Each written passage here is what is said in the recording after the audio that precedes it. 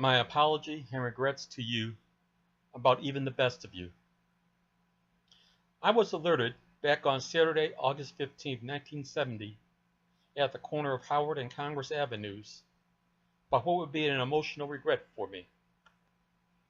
Even the best of you would not be on the same page that I'd be. From incomprehension to patronizing to total indifference and incredulity. This was never to be, necessarily, about a sharing of any carnal or temporal sentiments with me or anyone else.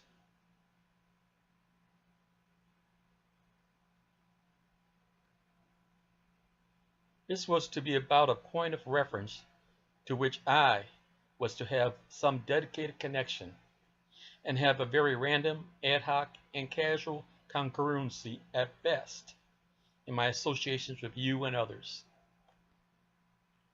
or the more likely retrospective appreciation by other pilgrims who stumbled upon the synergy of congruence my thoughts gave to them. Much like what I first read a little over 32 years ago, Bhagavad Gita, chapter 3, verse 22. O Arjuna, there is nothing in the three worlds that should be done by me, nor there is anything unobtained that I should obtain, yet I engage in action.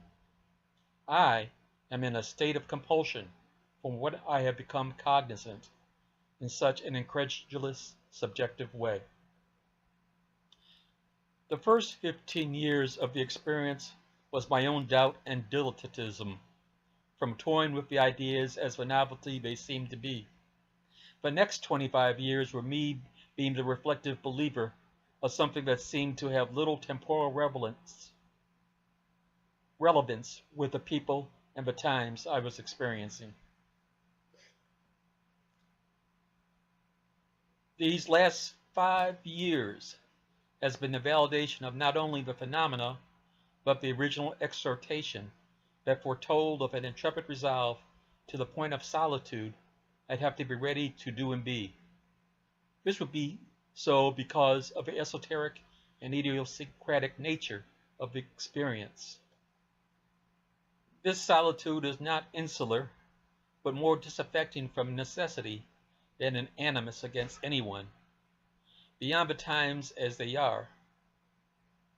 It was as if a fix of fate was in for me from either something I mindlessly and cluelessly engaged as a non-self-conscious youth, or some predestined commission of some reincarnation.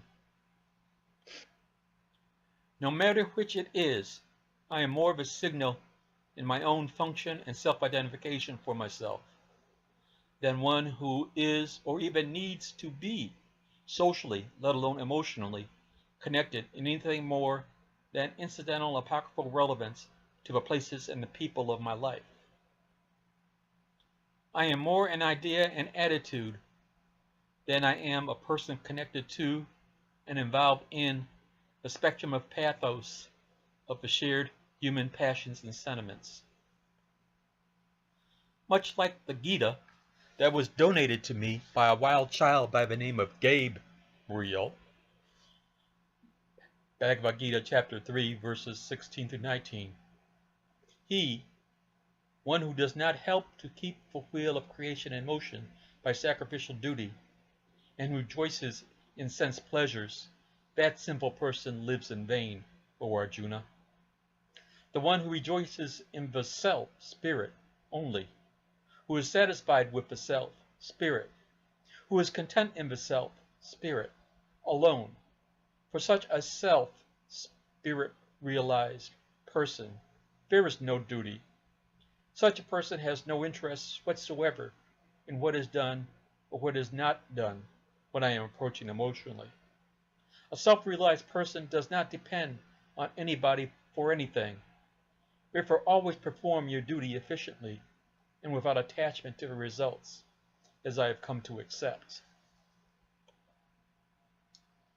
Whatever was in the past or in the recent present with us has been a stage with we as props for the unfolding of my and your cognizance of our consciousness and our choices of responses of bias and duty to that consciousness. Sentiments are just the coincidences of the moment. Within the context of the passages from the BG, they are of little consequence to our existential bonds, no matter how the times have framed our past and present social relations. We're just passing through Dodge, and I regret sincerely any rancor that comes from the friction of our proximity as we move through this gauntlet of contemporaneousness.